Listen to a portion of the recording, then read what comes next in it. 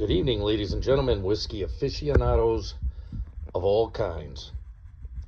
This is the Mad Mix Not Cheap Whiskey Review, number 29. I'm starting to stack them up.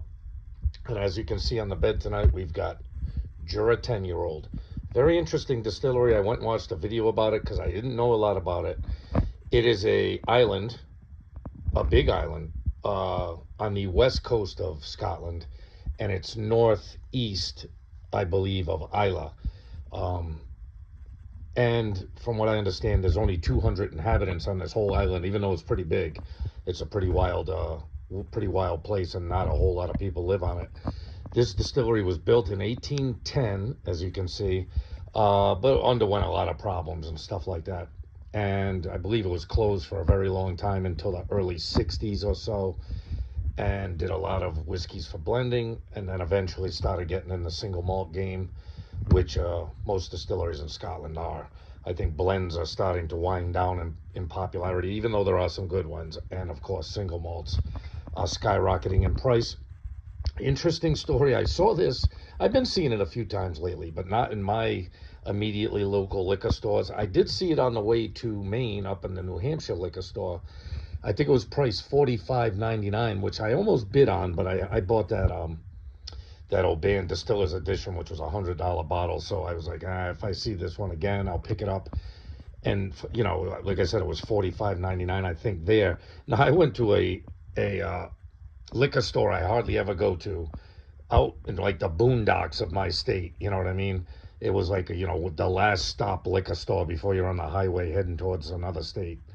And they had unbelievably expensive prices on most of their whiskeys. It was one of them places where, a Glenmorangie will cost you $58, you know what I mean? Just stupid high prices.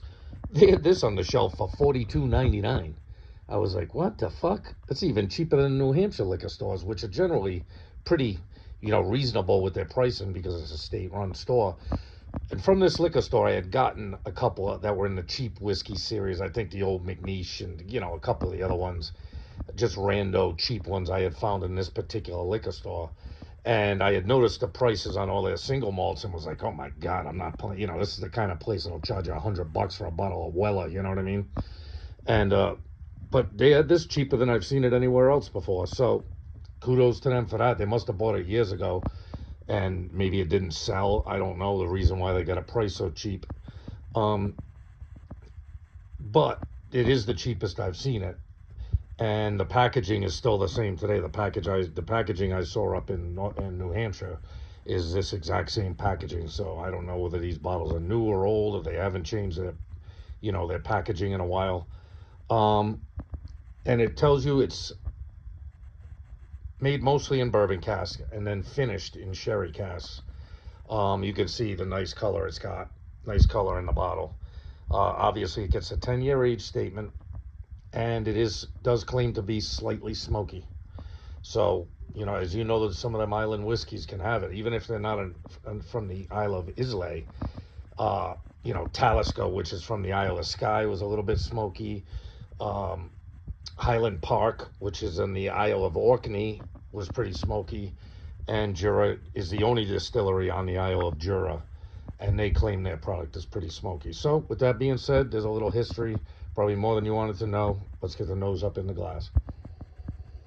Yeah, it's a sherry bomb on the nose. Good God, you get the fruit right up front. I can't say I'm getting much smoke on the nose. I'm getting a little malt for sure. You're getting the malt, but just a blast of sherry on the nose. It's smooth enough. It's not like biting you on the nose. It is only 10 years old, you know what I mean? I don't know. They probably make an older product. I haven't seen an older product by them. I've only ever seen the 10-year, but that's still a pretty decent age statement. 10 years is a long time to sit in a barrel, or a couple of barrels. With that being said, let's get a drink.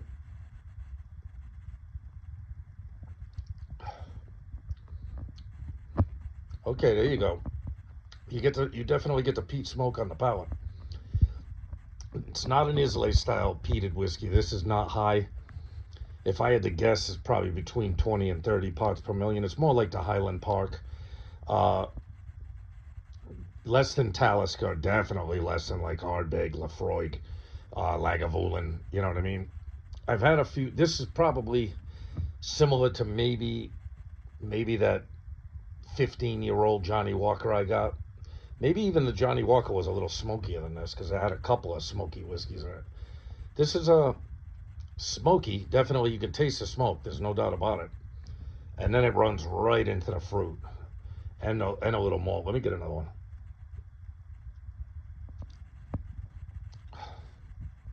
Yeah, right up front, you hit the smoke. You get the malt. The fruit comes through. You get all them sherry fit flavors. I believe it's Oloroso sherry. So you're getting that kind of deep pitted fruit, those plums, those raisins, that kind of fruit flavor. And then you get a little bit of the pepper. The pepper's not bad on the backside. I've had whiskeys that are worse with that pepper finish.